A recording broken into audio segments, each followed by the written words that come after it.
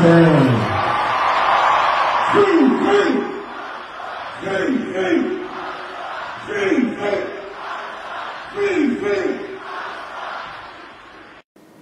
আলাইকুম বন্ধুরা, কেমন আছেন সবাই? আশা করি সবাই ভালো আছেন। আজ 2 সেপ্টেম্বর 2025। আজ আমি আপনাদেরকে দেখাবো Israel, Gaza, Iran, Yemen, Saudi Arab এবং পুরো মধ্যপ্রাচ্য থেকে আসা কিছু বড় খবর। তো চলুন শুরু করি ইরান এবং তার বন্ধুদের একটি বড় খবর দিয়ে। ইরানের উপর আবারও নিষেধাজ্ঞা জারির ইউরোপিয়ান প্রচেষ্টা চীন ও রাশিয়া খারিজ করে দিয়েছে। ইরানের পাশে শক্তভাবে দাঁড়িয়ে গেছে এই দুই মিত্র রাষ্ট্র রাশিয়া ও চীন। জাতিসংঘ নিরাপত্তা পরিষদের দুই গুরুত্বপূর্ণ সদস্য দেশ চীন ও রাশিয়া ইউরোপীয় দেশগুলোর সেই উদ্যোগকে প্রত্যাখ্যান করেছে। সেখানে ইরানের উপর পুরনো জাতিসংঘের নিষেধাজ্ঞা ফেরানোর কথা বলা হয়েছিল। এই নিষেধাজ্ঞা 2015 সালের নিউক্লিয়ার চুক্তির পর তুলে নেওয়া হয়েছিল। তখন ইরান তার পারমাণবিক কর্মসূচির উপর সীমাবদ্ধতা মানতে রাজি হয়েছিল এবং এর বদলে আন্তর্জাতিক আর্থিক নিষেধাজ্ঞা থেকে কিছুটা ছাড় পেয়েছিল। ব্রিটেন, ফ্রান্স ও জার্মানি, যাদেরকে E3 বলা হয়, অর্থাৎ ইউরোপের তিনটি সবচেয়ে বড় শক্তি, তারা সম্প্রতি স্ন্যাপব্যাক মেকানিজম সক্রিয় করার ঘোষণা দিয়েছে। এই স্ন্যাপব্যাক মেকানিজম আসলে জাতিসংঘের সেই পুরনো নিষেধাজ্ঞা যা ইরানের উপরে চাপানো হয়েছিল। বলা হয়েছে ইরান চুক্তির শর্ত ভঙ্গ করেছে, তাই এই ব্যবস্থা চালু করা হচ্ছে। কিন্তু চীন, রাশিয়া এবং ইরানের পররাষ্ট্রমন্ত্রীরা একটি যৌথ চিঠিতে এই পদক্ষেপকে বেআইনি ও ভুল বলে উল্লেখ করেছেন। ইরানের পররাষ্ট্রমন্ত্রী আব্বাস আরাকচি টুইটারে বলেছেন, ইউরোপীয় দেশগুলো জাতিসংঘ নিরাপত্তা পরিষদের কর্তৃত্বের অপব্যবহার করছেন। 2018 সালে ডোনাল্ড ট্রাম্প আমেরিকার প্রেসিডেন্ট ছিলেন। তখন তিনি এই চুক্তি থেকে যুক্তরাষ্ট্রকে সরিয়ে নিয়েছিলেন। তারপর থেকে ইরানের উপর একের পর এক নিষেধাজ্ঞা চাপানো হয়েছে। ইরান বারবার বলে এসেছে, যদি আমেরিকা তার প্রতিশ্রুতি ভঙ্গ করে তবে ইরানও বাধ্য হবে চুক্তির সীমা অমান্য করতে। এই চুক্তি চলতি বছরের অক্টোবরে শেষ হওয়ার কথা। যদি স্ন্যাপব্যাক মেকানিজম কার্যকর হয় তবে পুরনো কড়া নিষেধাজ্ঞাগুলো আবারও সক্রিয়ভাবে ফিরে আসবে। গত সপ্তাহে জেনেভায় ইরান ও E3 দেশগুলোর মধ্যে নতুন চুক্তি নিয়ে আলোচনা হয়েছিল, কিন্তু ইউরোপীয় দেশগুলো জানিয়েছে ইরানের পক্ষ থেকে কোনো গুরুতর ইতিবাচক সংকেত পাওয়া যায়নি। আব্বাস আরাকচি লিখেছেন, আমাদের যৌথ চিঠি স্পষ্ট করে দেখায় যে ইউরোপের স্ন্যাপব্যাক পদক্ষেপ কেবল বেআইনি নয়, রাজনৈতিকভাবেও ধ্বংসাত্মক প্রমাণিত হবে। এখন আসি ইসরায়েলের খবরে। ইসরায়েলের এক চরমপন্থী মন্ত্রী এখন প্রতিটি সেক্টরে অস্ত্র ছড়িয়ে দেওয়ার কাজ করছে এবং এটি ফিলিস্তিনিদের জন্য নতুন করে এক বিপদ হয়ে দাঁড়াতে পারে। বেন গভির নামের এই ঘৃণাপূর্ণ মন্ত্রী 1 লাখ নতুন বন্দুকের লাইসেন্স দেওয়ার ঘোষণা দিয়েছে। চরম ডানপন্থী জাতীয় নিরাপত্তা মন্ত্রী ইতামার বেন গভির সোমবার তার বিতর্কিত অস্ত্র লাইসেন্স পরিকল্পনাকে আরও বড় করে ফেলেছে। এখন আরও 1 লাখ বসতি ইহুদি স্থাপনকারী বন্দুক রাখার অধিকারী হয়ে গেছে। বেন গভিরের দপ্তর জানিয়েছে, কিরিয়াত গাট, কিরিয়াত মালাকি, গান জাবনে, মেগিদো ও টেলমন্ট, এই 5টি নতুন শহর বা বসতি তালিকায় যুক্ত করা হয়েছে। ইসরায়েলি স্যাটেলাররা এখন অস্ত্রের লাইসেন্সের জন্য আবেদন করতে পারবে। অত্যন্ত ঘৃণাপূর্ণ এই মন্ত্রী এটিকে তার নিরাপত্তা এজেন্ডার সাফল্য বলে দাবি করেছে। তার কথায় এই পরিকল্পনার উদ্দেশ্য হল ইসরায়েলিদের তাদের নিজেদের ও তাদের কমিউনিটির সুরক্ষার অধিকার দেওয়া, কিন্তু বাস্তবে এর মানে দাঁড়াচ্ছে ফিলিস্তিনিদের জমিতে দখলদারদের হাতে অস্ত্র তুলে দেওয়া, যাদের মধ্যে অবৈধ স্যাটেলারদের সংখ্যাই বেশি। কিছু সংখ্যক সাধারণ মানুষও এর আওতায় এসেছে। ওয়েস্ট ব্যাংক বহুদিন ধরে অভিযোগ করেছে যে অস্ত্রধারী অবৈধ স্যাটেলাররা এই লাইসেন্সপ্রাপ্ত বন্দুকগুলো ব্যবহার করে ফিলিস্তিনিদের উপর হামলা চালায় এবং তাদের জমি দখল করে, শহরের গুন্ডা বা ভূমি মাফিয়ারা যেমন করে। আর এর জন্য সরাসরি সরকারিভাবে একজন মন্ত্রী লাইসেন্স দিচ্ছেন, তাও জাতীয় নিরাপত্তা মন্ত্রী। গাজার চলমান যুদ্ধের পাশাপাশি ওয়েস্ট ব্যাংকে বসতি স্থাপন কার্যক্রম, বাড়ি ভাঙচুর ও জোরপূর্বক উচ্ছেদ বেড়ে গেছে। সমালোচকরা বলছেন এই পদক্ষেপ কার্যত সংযুক্তির পথ খুলে দিচ্ছে এবং দুই রাষ্ট্র সমাধানের আশা পুরোপুরি শেষ করে দিচ্ছে। বেন গভিরের এই পদক্ষেপকে অনেকেই ওয়েস্ট ব্যাংক দখলের জন্য অস্ত্রধারী স্যাটেলারদের নিয়ে আলাদা একটি সেনাবাহিনী তৈরির অংশ হিসেবে দেখছেন, যার হামলা ভয়াবহ পরিণতি ডেকে আনতে পারে। ফিলিস্তিনি স্বাস্থ্য মন্ত্রণালয়ের তথ্য অনুযায়ী অক্টোবর 2023 থেকে এখন পর্যন্ত ওয়েস্ট ব্যাংকে কমপক্ষে 106 জন ফিলিস্তিনি নিহত হয়েছেন এবং 7,000-এরও বেশি মানুষ আহত হয়েছে। তাদের মধ্যে অনেকে IDF-এর গুলির শিকার হয়েছে, আবার অনেকে স্যাটেলারদের গুলির। এদিকে নেতানিয়াহু এক উত্তাল মন্ত্রিসভা বৈঠকে হোস্টেজ ডিল নিয়ে ভোট করাতে অস্বীকার করেছেন। নেতানিয়াহু ও IDF প্রধানের মধ্যে দূরত্ব আরও গভীর হচ্ছে। IDF প্রধান চান তার সেনারা ও জিম্মিরা গাজায় অকারণে না মরুক, আর নেতানিয়াহু চান শুধু নিজের চেয়ার বাঁচাতে, আর সেই জন্য এই যুদ্ধ চালিয়ে যেতে নির্দেশ দিয়েছেন।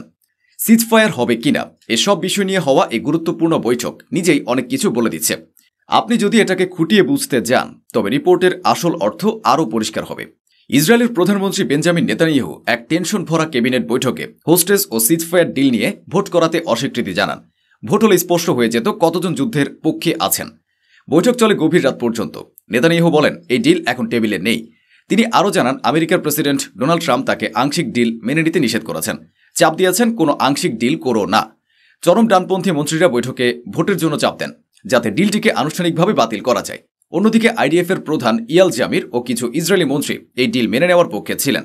তারা চান গাজায় সিজফায়ার হোক এবং জিম্মিদের জীবিত অবস্থায় ঘরে ফিরিয়ে আনা হোক, যাতে অকারণে সেনারা না মরেন। এইসব নাটকীয় তথ্য একটি লিক্সের মাধ্যমে মিডিয়ায় আসে। তেল আবিবে হওয়া এই সিকিউরিটি ক্যাবিনেট মিটিং প্রায় 6 ঘন্টা ধরে চলে।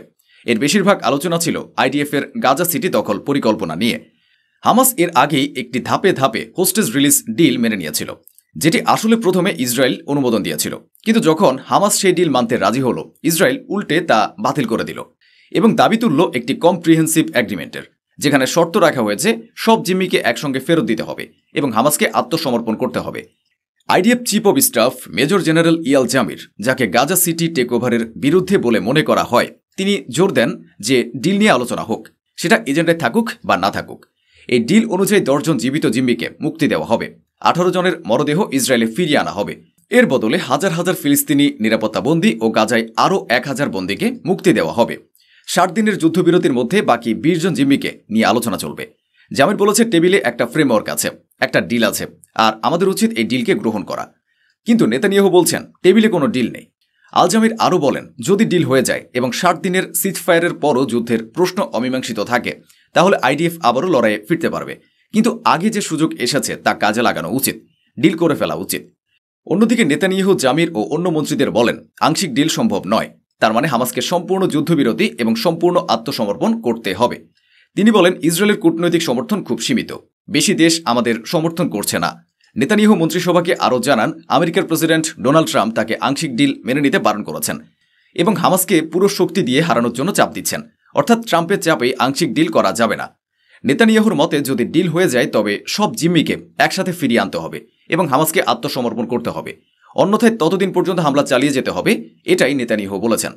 তিনি আরও বলেন আমাদের কূটনৈতিক সমর্থন সীমিত। এখান থেকে বোঝা যায় ইসরায়েলের পেছনে আমেরিকা না থাকলে আর কোনো দেশ দাঁড়াবে না।